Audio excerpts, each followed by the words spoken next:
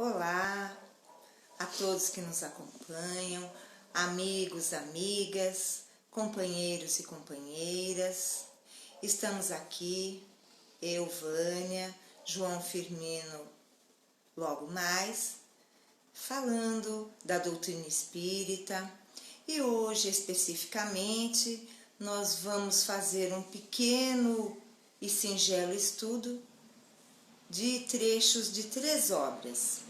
Fonte Viva, ditada por Emmanuel a Francisco Cândido Xavier, e mais 2 obras básicas da doutrina espírita, que é o Evangelho segundo o Espiritismo e o Livro dos Espíritos. E hoje eu quero dar um informativo de que a Casa Espírita Maria de Nazaré também está com um canal pelo YouTube. Então, querendo anotar, o canal é CEMN, que são as iniciais de Casa Espírita Maria de Nazaré, tracinho, Casa Espírita Maria de Nazaré. Repetindo, CEMN,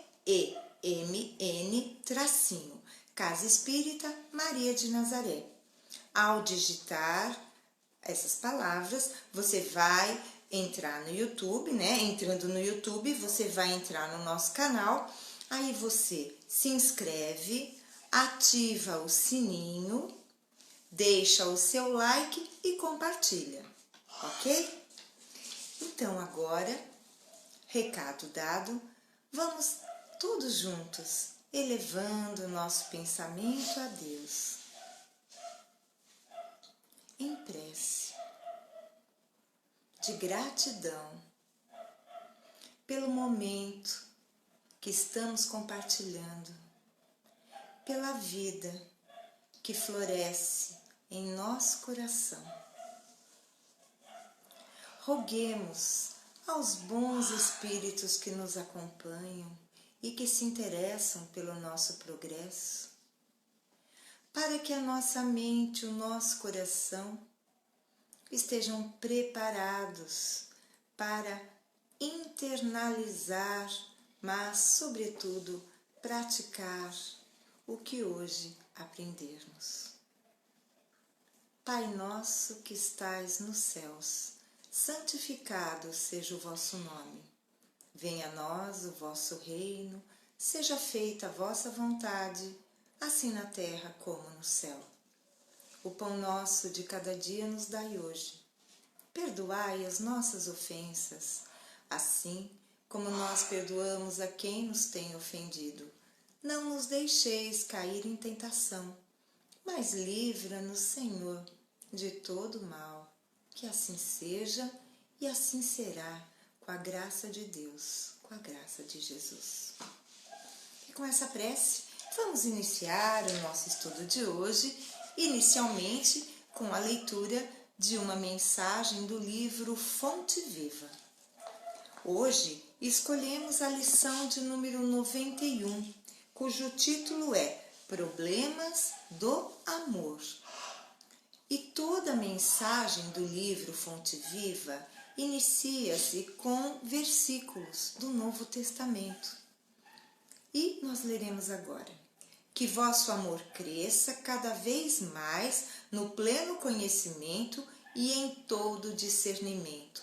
Paulo, Filipenses, capítulo 1, versículo 9. O amor é a força divina do universo. É imprescindível, porém, muita vigilância para que não a desviemos na justa aplicação. Quando o homem se devota de maneira absoluta aos seus cofres perecíveis, essa energia no coração dele denomina-se avareza. Quando se atormenta de modo exclusivo pela defesa do que possui, julgando-se o centro da vida no lugar em que se encontra, essa mesma força converte-se nele em egoísmo.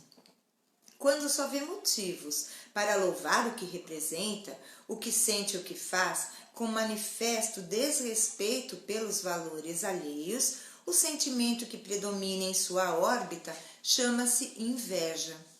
Paulo, escrevendo à amorosa comunidade filipense, formula indicação de elevado alcance. Assegura que o amor deve crescer cada vez mais no conhecimento e no discernimento, a fim de que o aprendiz possa aprovar as coisas que são excelentes. Instruamo-nos, pois, para conhecer. Eduquemo-nos para discernir. Cultura intelectual e aprimoramento moral são imperativos da vida, possibilitando-nos a manifestação do amor, no império da sublimação que nos aproxima de Deus. Atendamos ao conselho apostólico e cresçamos em valores espirituais para a eternidade, porque muitas vezes o nosso amor é simplesmente querer. E tão somente com o querer é possível desfigurar impensadamente os mais belos quadros da vida. Bem, então eu vou comentar o trecho, essa mensagem do Fonte Viva, e depois o João vai comentar para todos nós o trecho do Evangelho escolhido por nós para hoje. Problemas do amor.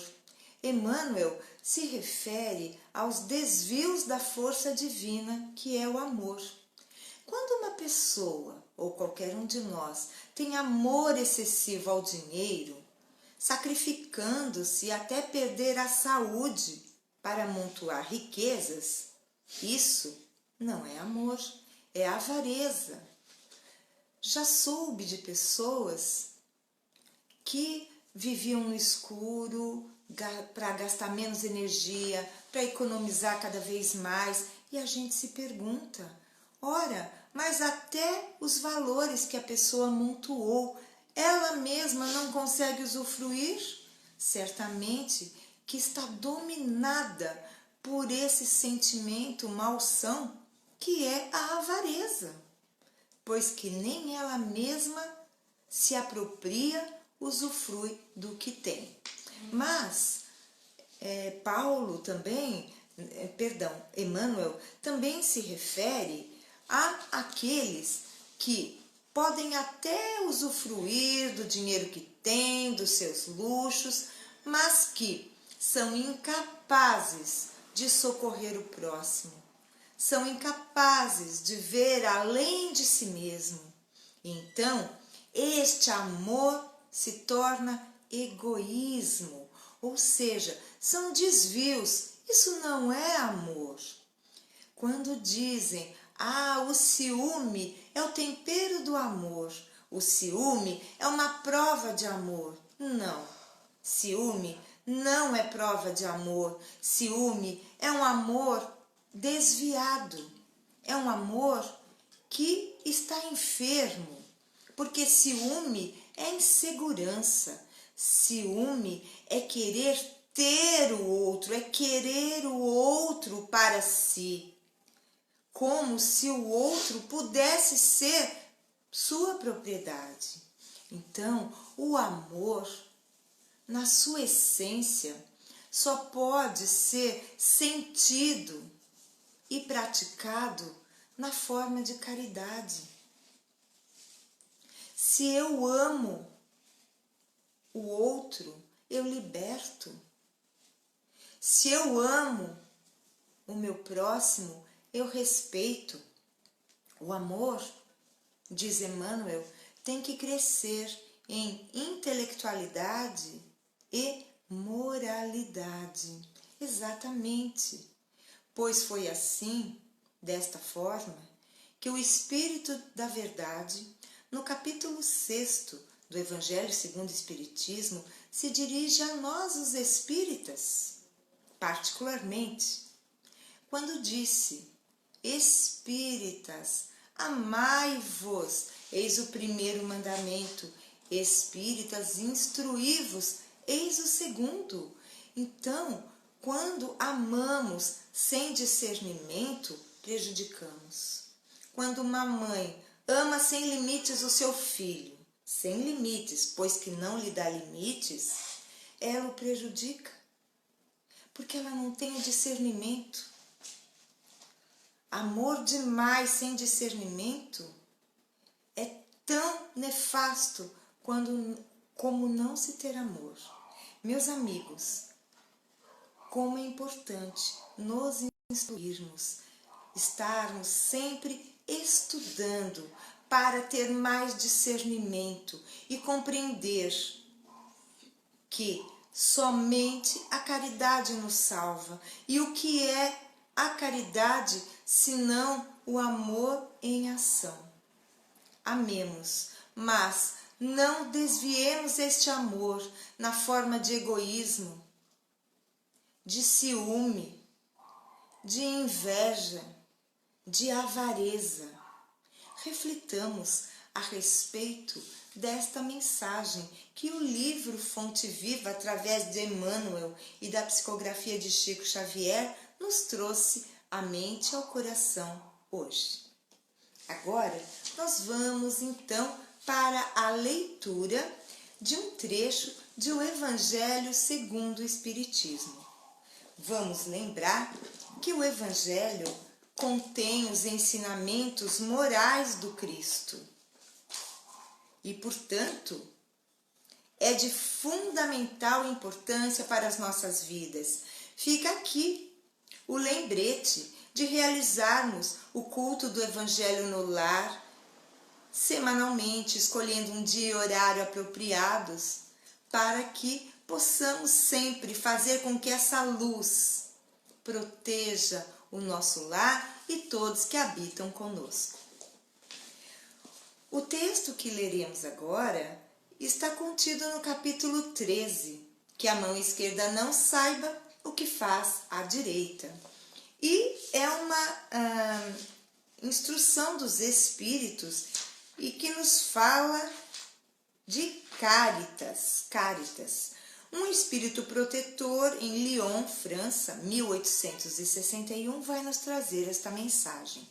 Meus caros amigos, cada dia ouço dizerem entre vós, sou pobre, não posso fazer a caridade, e cada dia vejo que faltais com a indulgência para com os vossos semelhantes. Não lhes perdoais coisa alguma, e vos arvorais em juízes demasiado severos, sem vos perguntar se gostaríeis que fizessem o mesmo a vosso respeito. A indulgência não é também caridade? Vós que não podeis fazer mais do que a caridade e indulgência, fazei pelo menos essa.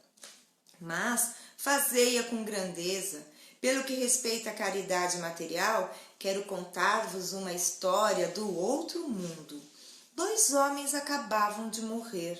Deus havia dito, enquanto esses 2 homens viverem, serão postas as suas boas ações num saco para cada um, e quando morrerem, serão pesados esses sacos. Quando ambos chegaram à sua última hora, Deus mandou que lhe levantassem os 2 sacos. Um estava cheio, volumoso, estufado e retilia o metal dentro dele.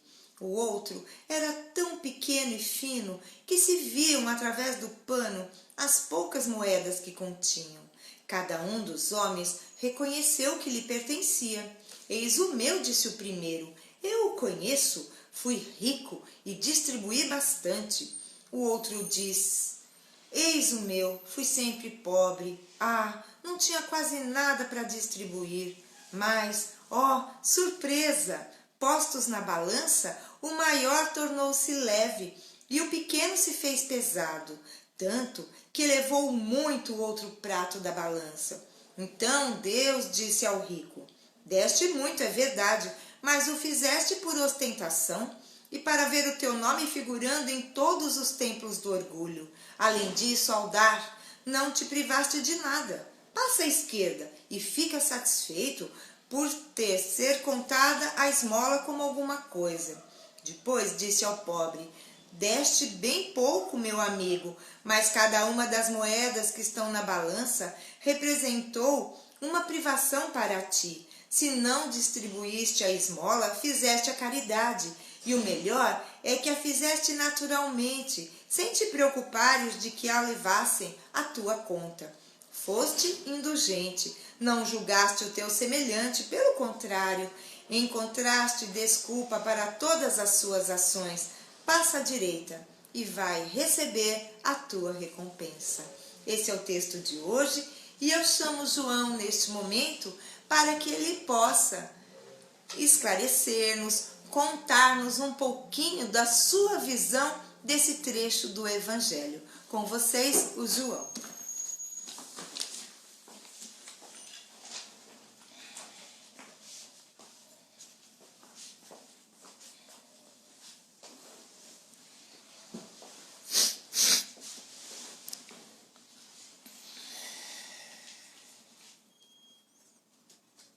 Amados irmãos e irmãs, que a paz de Jesus continue nos propiciando tranquilidade, serenidade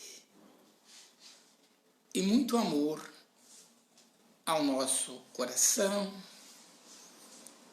para usufruirmos desta oportunidade que estamos tendo na atual existência para vivenciarmos os ensinamentos de Jesus com a nossa melhor possibilidade, com o melhor que temos em nós, e é o amor, para que em todos os momentos do nosso dia a dia, das nossas oportunidades de estarmos nos reencontrando uns com os outros, seja no convívio do nosso lar, no convívio de nossas atividades profissionais, no convívio de um relacionamento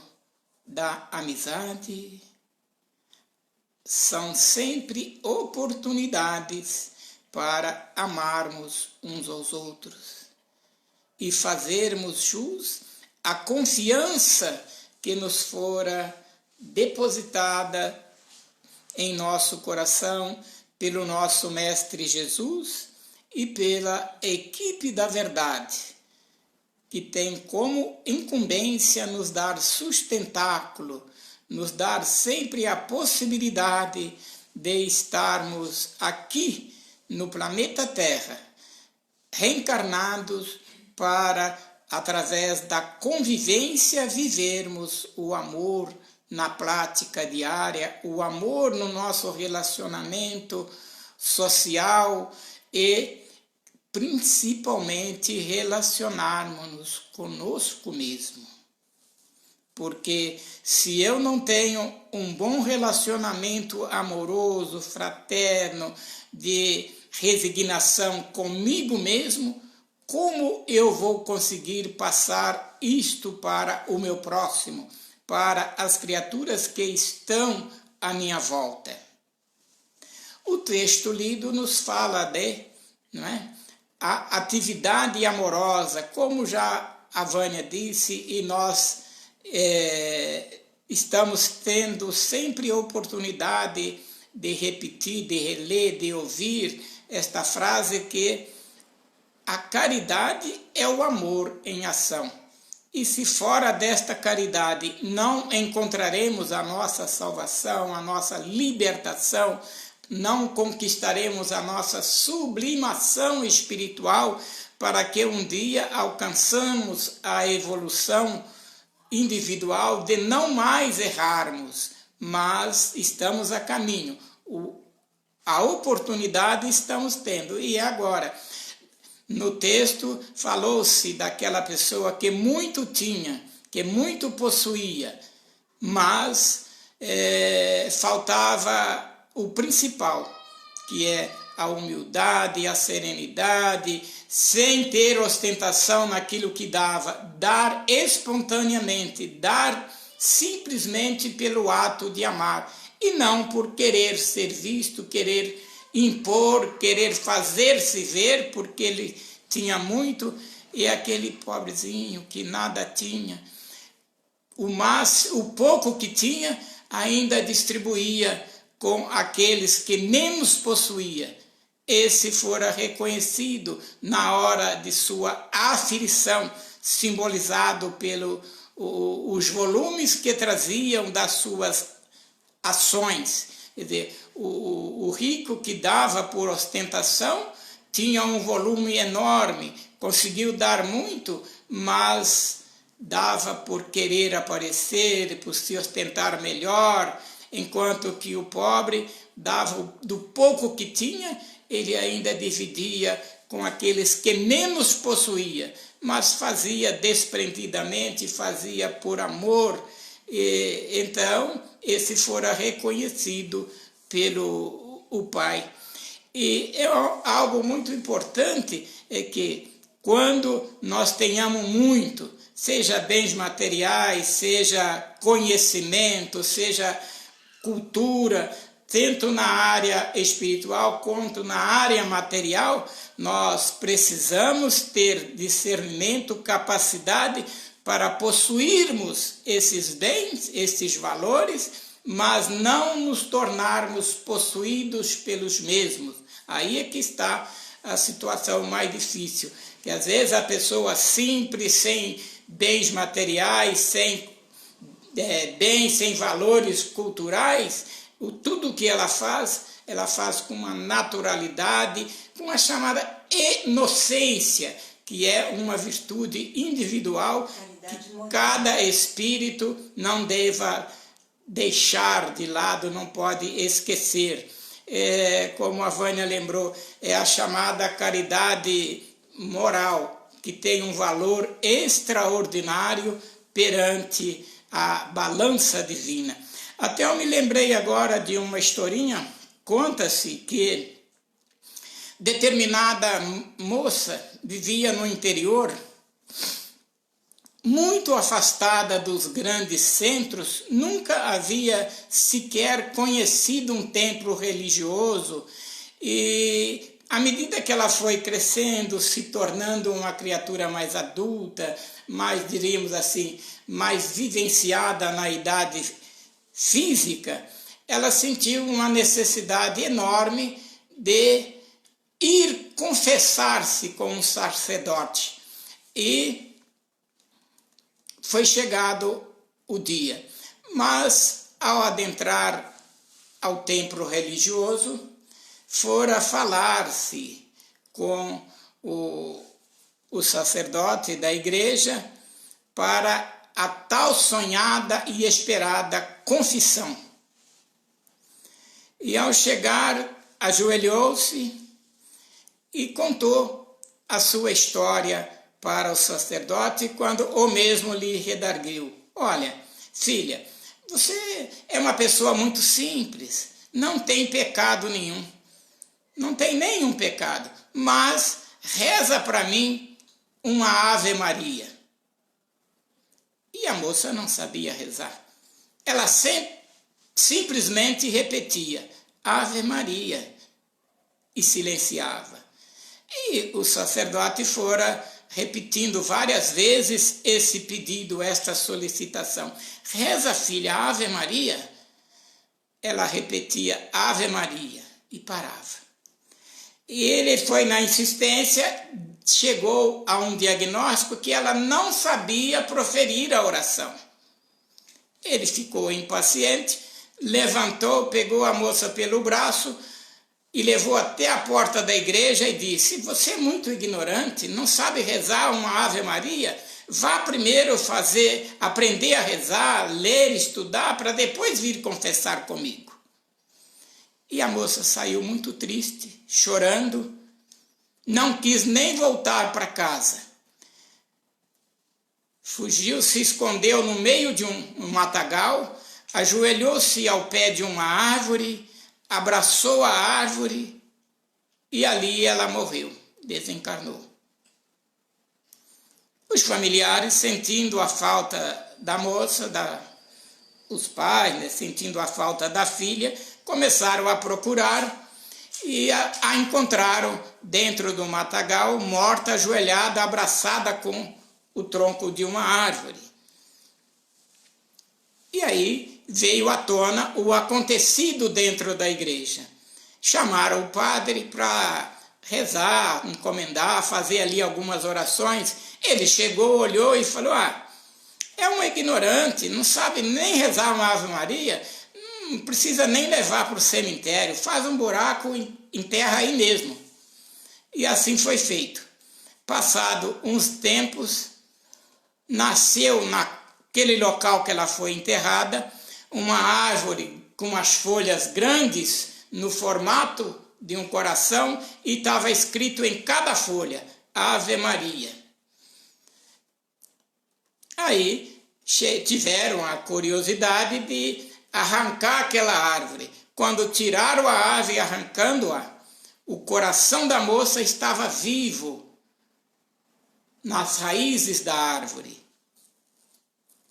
Ela não tinha cultura, não tinha conhecimento, não sabia rezar mesmo a oração, mas era repetir a frase Ave Maria que o sacerdote lhe pedira, lhe dissera, com amor, com coração. Aquilo vinha de dentro do seu interior, do âmago da sua alma. Isso é caridade. Fazer a caridade é um ato de amor. É preciso que ele venha do coração, do nosso interior. Não está na quantidade das nossas ações, do que damos, do que falamos, do que pregamos. Não é a quantidade, mas é sim a qualidade que vem do fundo, do âmago de nossa alma. Graças a Deus.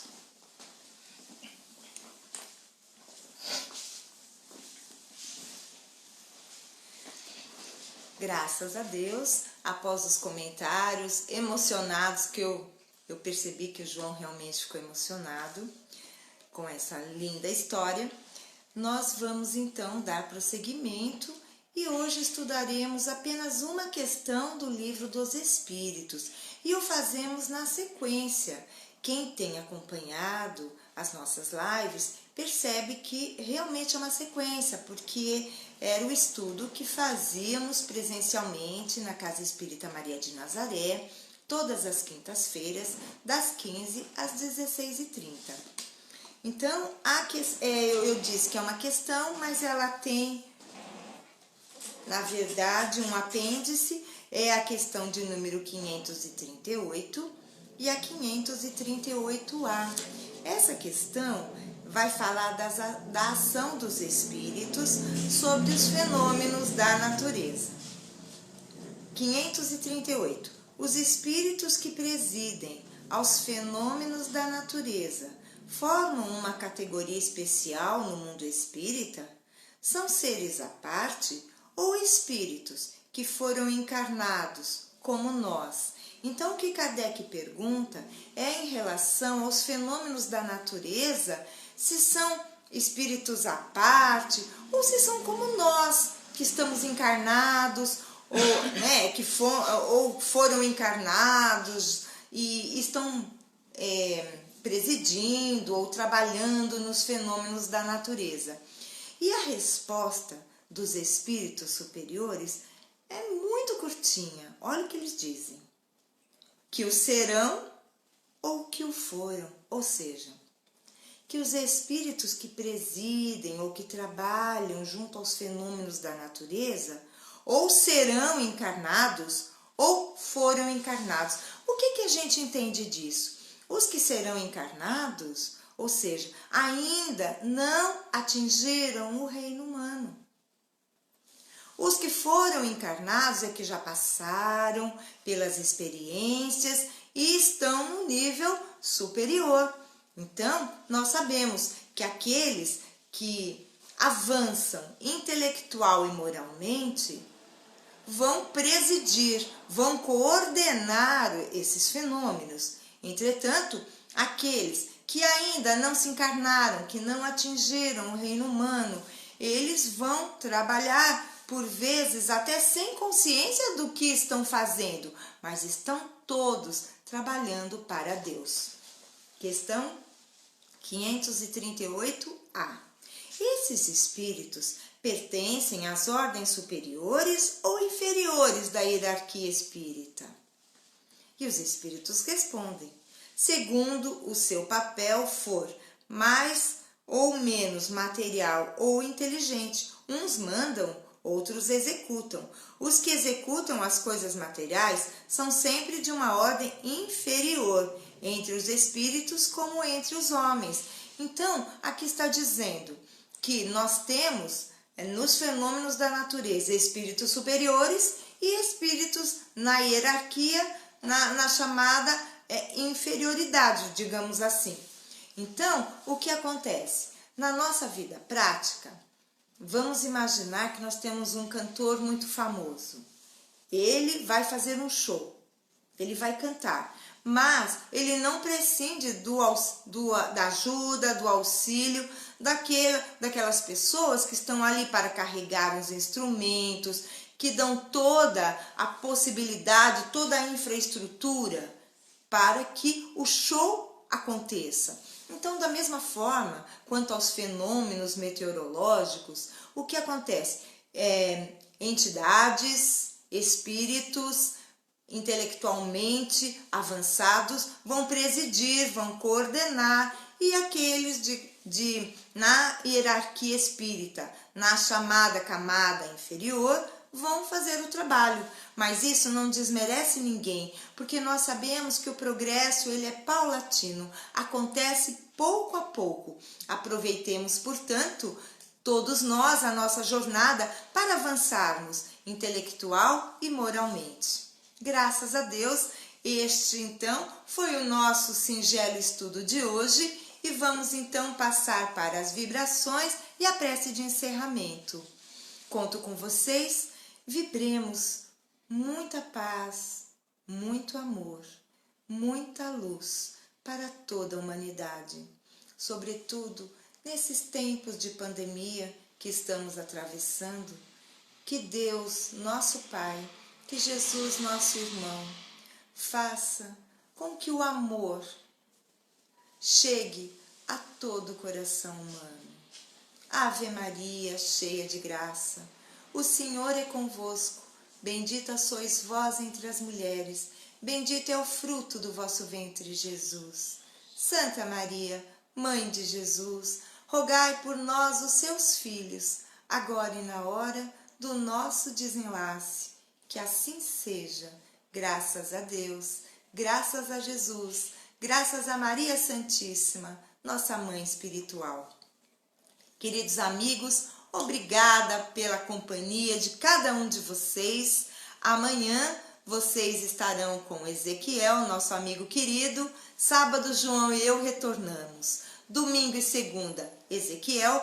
Terça e quarta, o Sérgio.